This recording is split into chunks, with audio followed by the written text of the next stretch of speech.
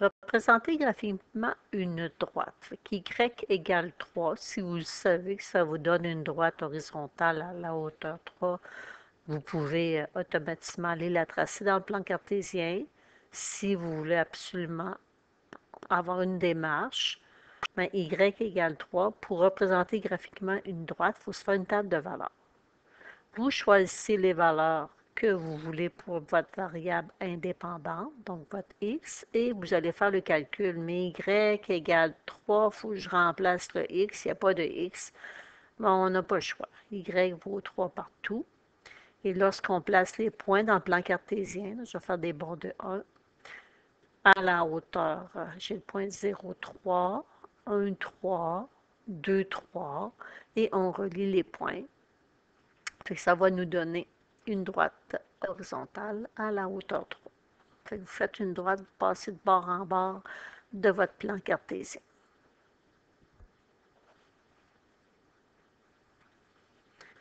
Même principe avec la droite verticale, vous pouvez la tracer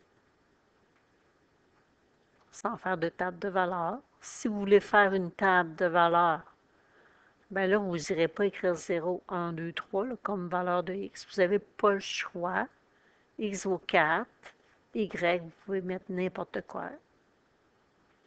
Fait que quand x des bonds de 1, quand x vaut 4, y vaut 0, quand x vaut 4, y vaut 1, quand x vaut 4, y vaut 2, on relie les points.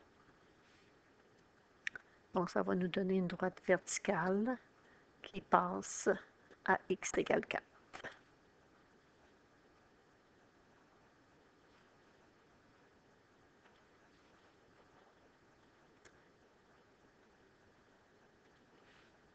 Donc, pour y égale moins 3x plus 12, donc même chose, table de valeur.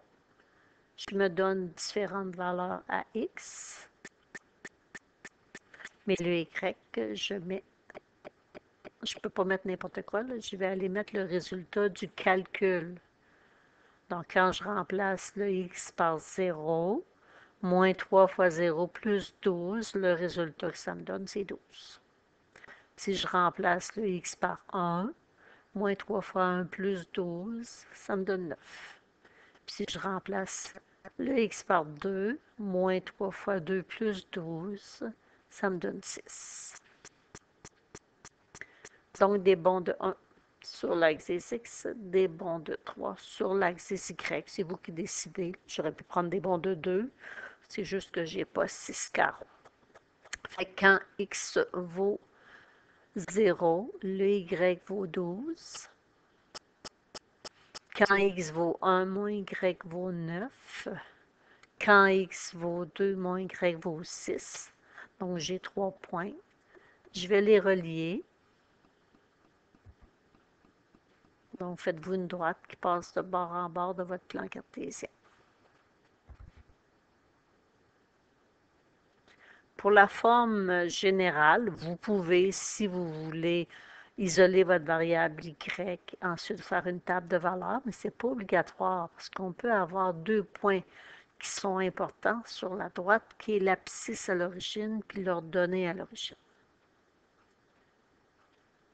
L'abscisse à l'origine, pour la forme générale, on a la formule moins c sur a, avec le coefficient du x, c'est le a, le coefficient du y, c'est le b, puis le terme constant, c'est le c, fait que mon c vaut moins 12, donc moins 12, sur mon a qui est 3, fait que ça me donne 4. Puis l'abscisse à l'origine, c'est le point de rencontre de la droite avec l'axe des x, mais c'est aussi un point dans le plan cartésien, c'est le point 4, 0.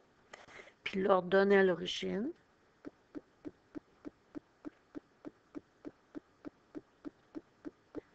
on peut l'obtenir en faisant moins c sur b, qui va nous donner moins 12 sur moins 6, donc plus 12 sur moins 6, qui va nous donner moins 2. Je prends des bonds de 1 en x et en y. Fait que moins 2, comme ordonnée à l'origine, c'est le point sur l'axe des y, donc ces coordonnées sont 0, moins 2. Fait que j'ai le point 0, moins 2 et le point 4, 0. On relie les points ensemble et on va avoir tracé notre droite.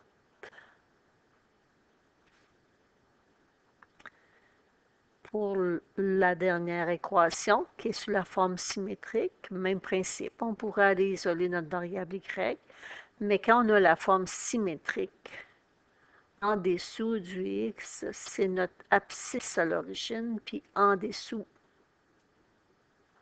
du y, c'est notre ordonnée à l'origine. Voyons.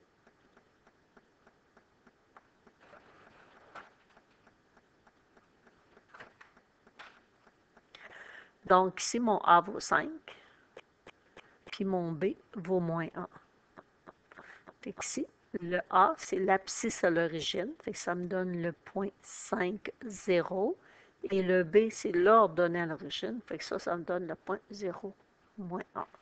Fait que je peux placer directement en prenant des bonds de 1 sur mes axes.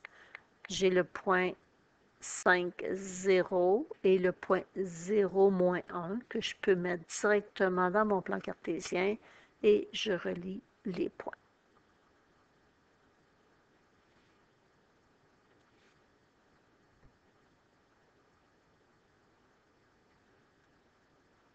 Voilà.